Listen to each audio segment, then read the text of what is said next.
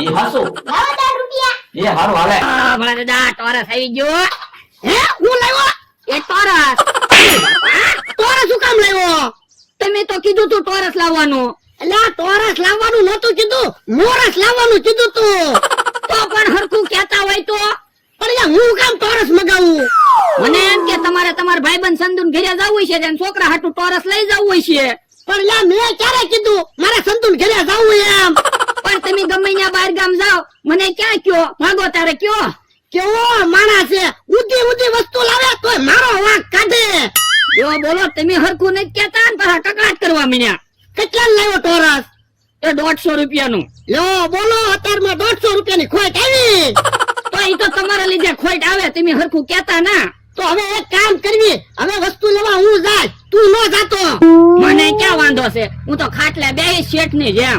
ખાટલે ક્યાંથી બે, વાડીનું કામ કરવા મળજે. હું ભરગદા માથાકૂટ ચાલુ છે. તો હું અમારા રોજની માથાકૂટ હોય, મગાવું કાક ને લાવે કાક. યો બોલો, મને તો એવું લાગે કા તમારી જીભમાં વાંધો છે કા આને કાનમાં વાંધો છે. ના રે ના મમરાભાઈ, મને તો હરખું જ સંભળાય. ભોળા દાદા જ બોલે એવું. ઓ ભોળા દાદા તમારે જીભમાં વાંધો છે હો. ના રે ના એવું કાઈ નથી હો.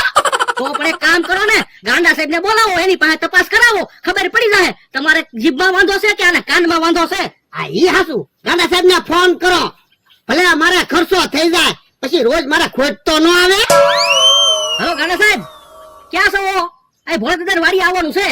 એક વિઝિટમાં છું, થોડી વાર લાગશે. ફોન બહુ આવે છે. આ શું થયું? જોતા નથી માથા ઉપર પગ ચડી ગયા. જો બોલો, આમ તો કઈ રીતે માથા ઉપર પગ ચડી ગયા? એ હું હૂતો થો ને તે ઊંઘમાં મને શું હોય શકું છે તે પગ માથા ઉપર ચડી ગયા. પણ તને એટલે ખબર ન પડી પગ છે કોશિકું છે આમ? કોઈ વાંધો નહીં, આવા અઘરા કેસ સોલ્વ કરવાની મને મજા આવે.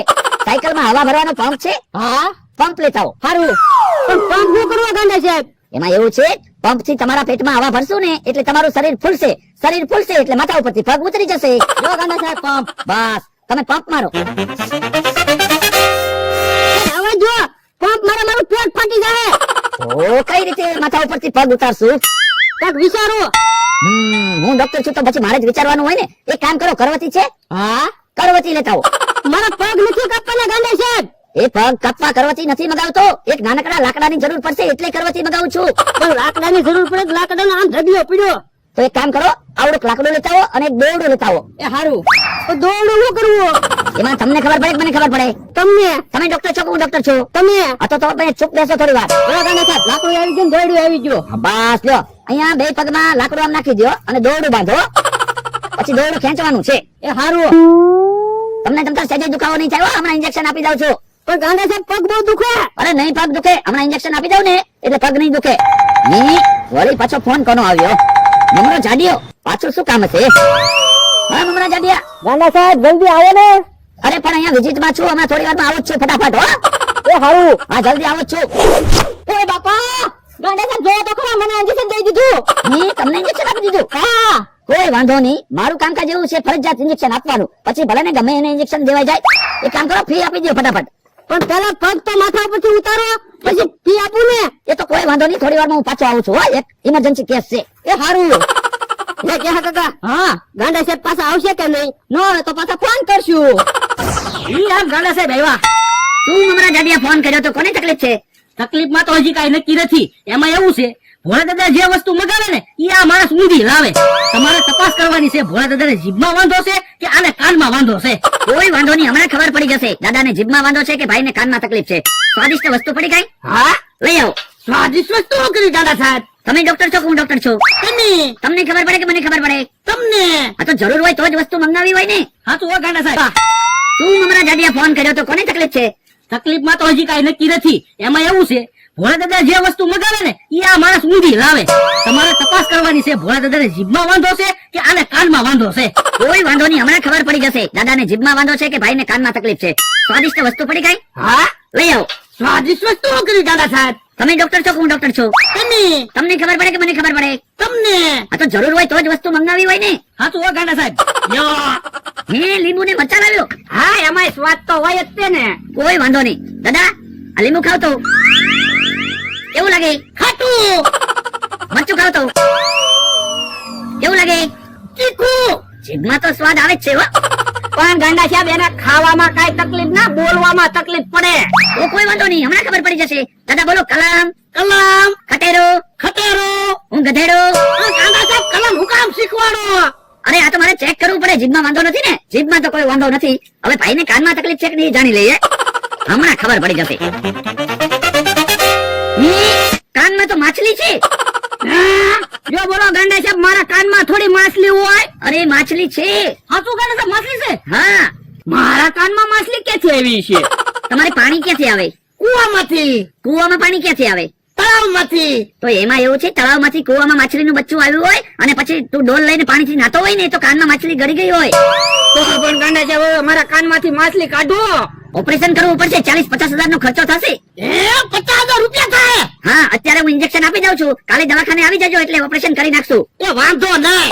પણ ગાંડા સાહેબ, અત્યારે ઇન્જેક્શન હું કામ આપવું? મને કાંઈ દુખાવો તો થતો નથી. પણ ઇન્જેક્શન તો ફરજિયાત છે, એટલે ઇન્જેક્શન તો આપવું જ પડશે. વળી પાછો ફોન કોનો આવ્યો? હાલો ગાંડા સાહેબ, આમથાની વાડીએ ક્યારે આવો છો? એ બસ આવું જ છું. ઓય બાપા, ગાંડા સાહેબ જો તો ખરા, તમે મને ઇન્જેક્શન આપી દીધું. મમરા જાડિયા, તને ઇન્જેક્શન દેવાઈ ગયું? હા, જો બોલો, ફોન માં કઈ ખબર જ ન પડી ને. તો પણ ફોન ન રાખતા હોય તો? અરે ફોન તો રાખવો જ પડે ને, ફોન ઉપર તો ધંધો છે. તો પણ જોઈને ઇન્જેક્શન દેવાય. એ સારું, મારે વાતો નથી કરવી, ઇમરજન્સી કેસ છે એટલે જવું પડશે. કાલે દવાખાને આવજો અને ફી પણ આપી દેજો. એ વાંધો નહીં. દાદા એક કામ કરવી, આજે તો ઓપરેશન કરાવી નાખવી, તો કાનમાંથી માછલી તો નીકળી જાય. ના રે ના, એટલો બધો કાંઈ ખર્ચો હું નથી કરવાનો. જો બોલો તો કાનમાંથી માછલી તો કઢાવી જ પડશે ને. હવે તો મને ખબર પડી ગઈ. તો એક કામ કરો ભોળા દાદા, અને તળાવે નાવા મોકલી દો. તળાવમાં 4-5 ડૂબકી ખાય ને એટલે કાનમાંથી માછલી નીકળી જાય. એલા તળાવે નાવા વયો જા. ના રે ના, બીજા કાનમાં માછલી ગળી ગઈ હોય તો પણ અહીંયા પાણી ભર્યું છે ને, ત્યાં નાવા વયો જા એટલે કાનમાંથી માછલી નીકળી જાય. એ હારું ભોળા દાદા, કાનમાંથી માછલી નીકળી જાય ને એટલે તમારે મને 500 રૂપિયા દેવા પડશે હો. એ હો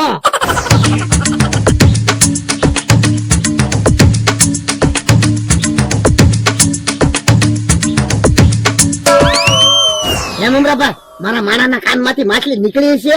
હાલો ને તો જોવા જાવી. હાલો તો.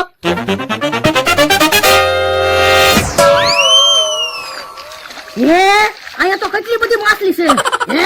એના કાનમાંથી એટલી બધી માછલી નીકળી છે? હા, તો જ અહીંયા એટલી બધી માછલી હોય ને. એટલે ઊભો થઈ જા, નકર કાનમાં પાછી માછલી ગળી જાય. મારા કાનમાંથી માછલી નીકળી જાય. હા, હાલો લ્યો. હાલો હાલો, ખાટલે વયા જાવી. હાલો હાલો.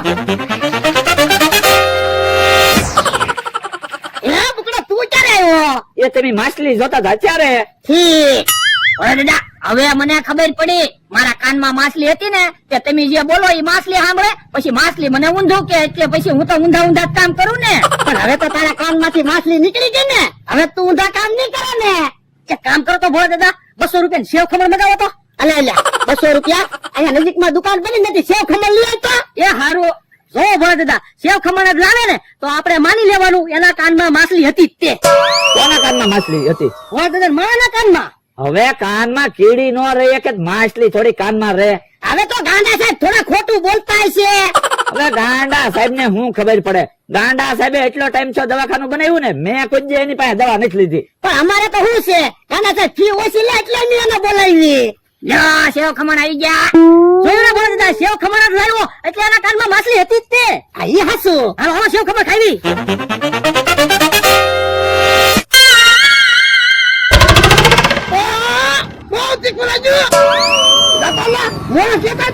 એ હારું.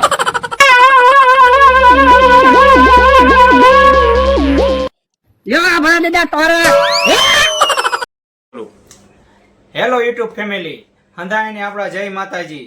જો આ મેં વિડીયો બનાવ્યો છે ભોળાદાના માણસની મેં એક્શન કરી છે, તમને બધાને ગમે છે, તમે બધા મારો વિડીયો જોવો છો, તો ભોળાદાને ખૂબ ખૂબ આભાર. તમે મારી ચેનલને લાઈક કરો, શેર કરો અને સબસ્ક્રાઈબ કરો. અને અમારી એક બીજી ચેનલ છે અભણ કોમેડી, એની લિંક હું ડિસ્ક્રિપ્શનમાં આપી દઈશ, તો એમાં જાઓ. એમાં પણ અમે હારા કોમેડી વિડીયો બનાવી છીએ, તો એ ચેનલને લાઈક શેર સબસ્ક્રાઈબ કરો. બેયમાં અમારે કોમેડી કોન્ટેન્ટ આપશે.